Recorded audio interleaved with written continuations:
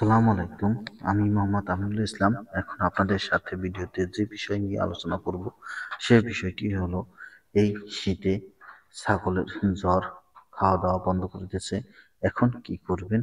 এই বিষয় নিয়েই এই ভিডিওতে আলোচনা করা হবে। আমার এই ভিডিওটি যদি আপনাদের একটু ভালো লেগে থাকে, তাহলে প্লিজ লাইক, শেয়ার, কমেন্ট এবং সাবস্ক্রাইব করবেন। আপনাদের কোনো বিষয়ে যদি প্রশ্ন থাকে, তাহলে আমাকে কমেন্ট করবেন। আমি পরবর্তী ভিডিওতে সে বিষয়ে উত্তর দিয়ে দেব।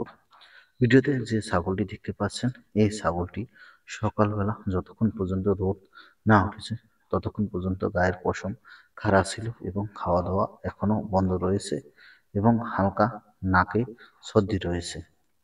এই ধরনের সমস্যা যদি হয়ে থাকে, তাহলে আপনারা যে ট্রিটমেন্টগুলো করবেন এই বিষয় নিয়ে এই ভিডিওতে আলোচনা করা হবে এবং কোন কোন কাজ করলে এই সমস্যাটা হবে না এই বিষয়েও আলোচনা করা হবে। প্রথমে আমরা যে কাজগুলো করা যাবে না সেই বিষয় নিয়ে আলোচনা করব। আপনারা যারা ছাগল পালন করেন, সবসময় মনে রাখবেন ছাগলের ঠান্ডা বেশি লেগে থাকে, কেননা ছাগল সেচেতে বা যেখানে বাতাস রয়েছে বা কম তাপমাত্রায় ছাগল পালন করা যায় না, যেখানে ছায়াযুক্ত সে স্থানে ছাগল করা যায় না। ছাগলের ঘরে যদি পর্যাপ্ত পরিমাণে আলো বাতাস না প্রবেশ করে, সেখানে ছাগল পালন করা যায় না। এর কারণ হলো ছাগলের জ্বর, ঠান্ডা বা কাশি লেগেই থাকে এবং ছাগলের গ্রোথ ঠিক থাকে না, ছাগলের স্বাস্থ্য আস্তে আস্তে শুকিয়ে যায়। এর কারণ হলো অ্যামোনিয়া গ্যাস বা গ্যাসের কারণে এই সমস্যাটা বেশি হয়ে থাকে এবং ঠান্ডার কারণে।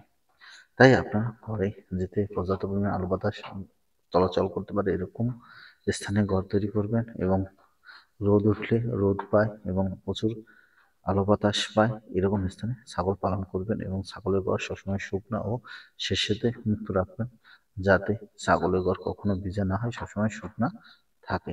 আর যদি টেম্পারেচার কমে যায়, তাহলে ছাগলের ঘরে বাতি জ্বলিয়ে কৃত্রিম টেম্পারেচার দিবেন, তাহলে আপনার ছাগলের রোগ বালাই খুব কম হবে। এবং ছাগলের যখন দানাদার খাদ্য খাওয়াবেন, তার সাথে সরিষার খড়ি খাওয়ালে আপনার ছাগলের সর্দি বা জ্বর খুব কম হয়। এদিকেও খেয়াল রাখবেন। কিন্তু সরিষার খোল খাওয়ালে স্বাস্থ্যের একটু বিঘাত ঘটে, কেননা স্বাস্থ্যের ফ্যাটের পরিমাণ কমিয়ে ফেলে।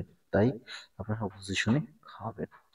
এই ছাগলটি কিছু ঠান্ডা পড়ার কারণে এবং রাতে ঠান্ডা পড়ে দিনেও হালকা ঠান্ডা থাকার কারণে, বাতাস হওয়ার কারণে এই ছাগলটি ঠান্ডা লেগেছে।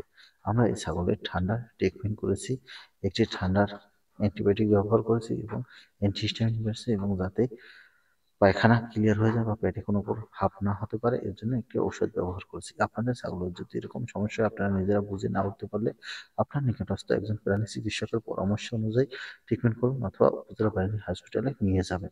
আমার ভিডিওটি ভালো লাগলে প্লিজ লাইক, শেয়ার, কমেন্ট এবং সাবস্ক্রাইব করবেন।